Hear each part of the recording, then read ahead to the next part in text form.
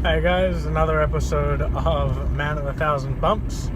Once again, going through everything that's happened in the last week in training. It's all been pretty good. Today wasn't as intensive. Weren't working with the two main trainers, working a lot sort of just within the two groups. Obviously because they're working towards the next performance.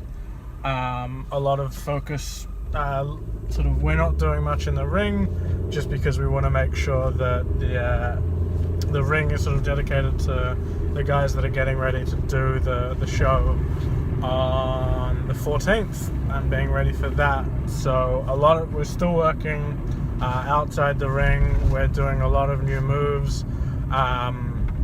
We've started working on the process for the arm drag, sort of very similar to the headlock takedown in its different forms. We worked on that on Sunday and again today. Also just a lot of new moves.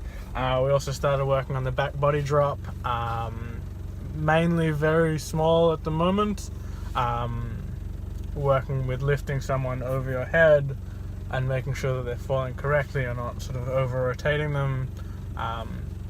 And a lot of it is really about timing and about knowing when to sort of trust someone. And then today was also another one where we did monkey flip. So that's when you jump on your opponent, you bring them down to you, and you flip them over you. We sort of did it was broken down into first getting up onto your opponent, and that sort of it's not jumping, it's sort of like climbing a very sort of big staircase. It's sort of one step after the other, so you're not putting all your weight down on your opponent, and then also going down and learning to sort of to complete the move, the second half of the move, where you lower yourself and flip the opponent over your body. There's two different ways. Obviously you can do that from a standing position, but you can also do that from the full position where you're standing on your opponent. That was very interesting.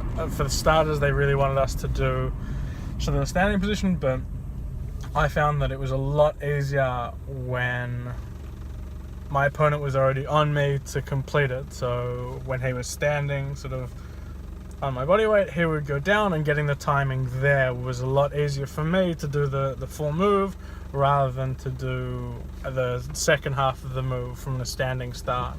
And speaking to the trainers, like, that's very common, and that some people it clicks with them, and it's really hard to then work backwards. And some people need that first step so they can understand the movements and the timings of what they're doing. I found that I could do the full one perfectly, but going to the shorter version of it was impossible to get the timing right. But very interesting to say that. We did the back body drop in two different ways. We did it from a kneel, so both knees on the ground and just lifting your opponent over your head, and then slightly more elevated than that from a squat base, also flipping them over your head and making sure that that's okay. And obviously that's the step before you do the full back body drop, which is where you're lifting them up with your hands. This was the important thing today. When we were doing it on Sunday, that we weren't lifting with our hands, we were lifting with just the forearm and having them support it there and then lifting them up like that. And so that's really coming along. I've already signed up for the next 3 months, and they're already starting to talk about doing a show just for the people doing the academia. So that would be something that I would be in, my first show by the looks of it. As soon as I have the details, I'll of course let you know. I get the feeling that will be in hot demand for many people that have heard what I'm doing and want to come watch me perform, I guess. So that'll be an interesting experience. But yeah, no, really starting to learn move sequences and how to get up, and I really am starting to feel more and more confident in the moves that I'm doing. I've still got to work on submissions and hitting. I want to work on that sort of stuff. The sooner the better, but I don't know how long it will be. Obviously, we've done sort of the key locks, which is also similar to a figure 4, and obviously the holes that you get in for chains, so the headlock. But in terms of a maneuver that someone will tap out of, we haven't quite done that yet. The arm bars, I mean, I know full Nelson because it's a really easy move to do, but in general, sort of haven't done sort of the arm bars or anything like that. But definitely looking forward to doing that. And the sharpshooters, and obviously the Boston Crab is a bit easier. It's a very simple process, but you need to still know how to do it properly. Aside from that, really getting into watching wrestling as someone that's looking what they're doing, and it's amazing how sharper it is when I watch it to see exactly when things didn't go quite as much to plan as they probably thought it out in their heads. So I think at the end of the Jericho versus Zayn match, Owens definitely missed that super kick, and I think if I'd have watched it previously, I wouldn't have thought much of it.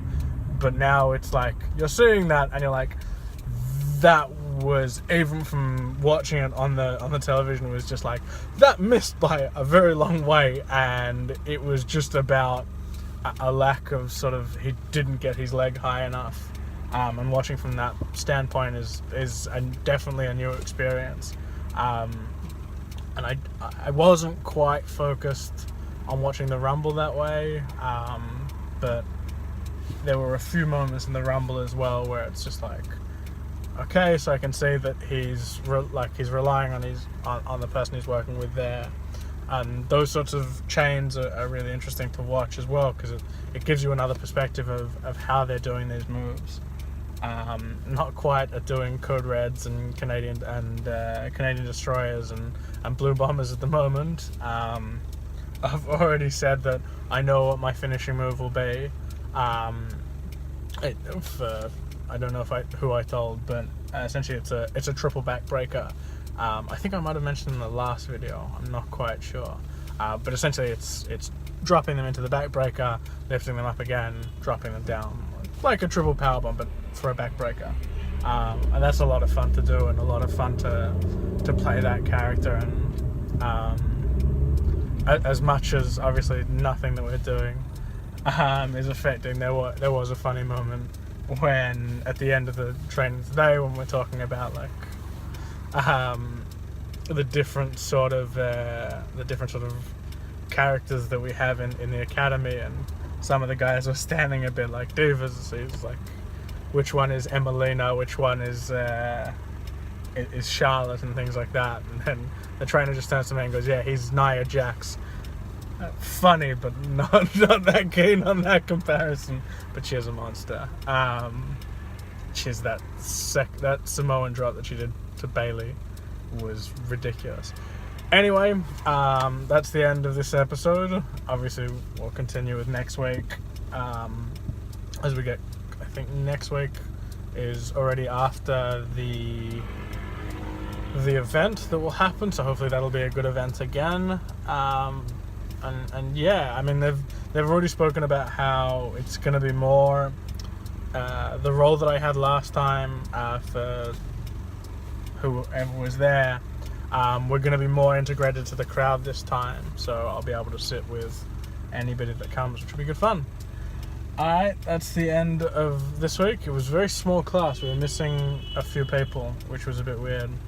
But always nice to see different training sides. Obviously, there were people also from the intermediate group working in the ring to prepare for their matches.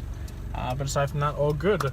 Another very long episode and a very long week with a lot of different moves, but all in all good. And I'm on my way to buy knee pads for the first time, because we're starting to really work on moves where we're dropping to our knees, and I want to make sure that I'm protected, because I've already had a few incidents where I haven't been wearing the correct protective gear and it hurts, and I already have bad ankles. I don't want bad knees to go with it.